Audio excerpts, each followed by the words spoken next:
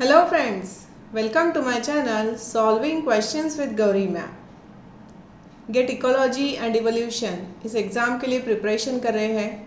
आइए आज सॉल्व करने जा रहे हैं पेपर 2023 से लिया हुआ एक MCQ। क्वेश्चन कह रहा है islands 1, 2 and 3 lie off a mainland coast. Which are one of the following statements about species richness is consistent with the theory of island biogeography? आपने देखा होगा theory of island biogeography के ऊपर कल ही मेरा वीडियो पब्लिश हुआ है। उस लेक्चर में मैंने ये theory एकदम अच्छे से एक्सप्लेन की हुई है। उसकी वीडियो लिंक मैं डिस्क्रिप्शन बॉक्स में आपके साथ शेयर करने जा रही हूँ, वो भी आप ज़रूर देखिए। और उसी थ्योरी पर ये क्वेश्चन है।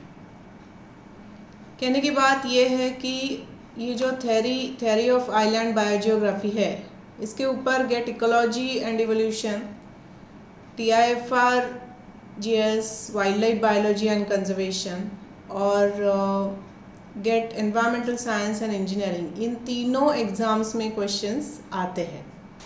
तो ये बहुत सिंपल थ्योरी है, आप वो वीडियो देखकर समझ लीजिए।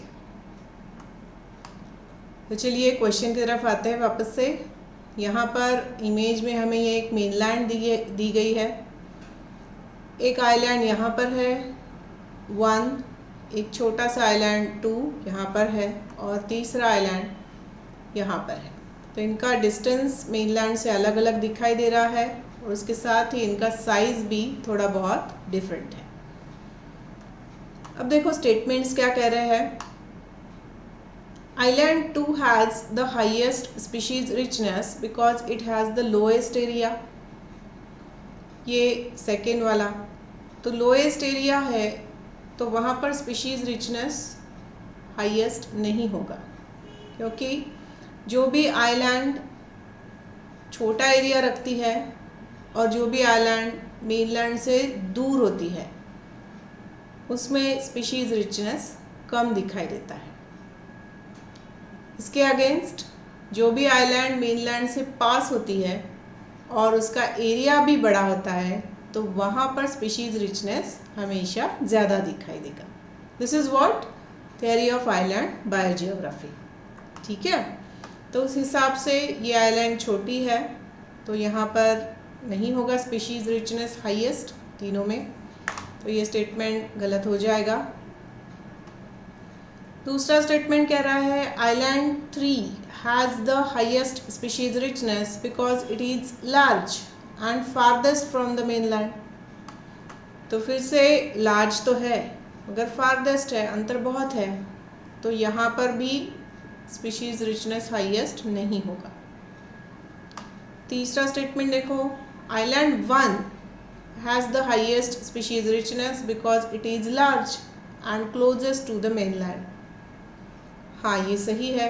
जैसे कि हमने अभी कहा कि जो भी आइलैंड है वो एक तो पास होनी चाहिए और उसका एरिया भी बड़ा हो, तो ये दोनों भी क्वालिटीज़ यहाँ पर 1 में है, आइलैंड 1 में है, तो ये ऑप्शन सी जो स्टेटमेंट है वो सही है।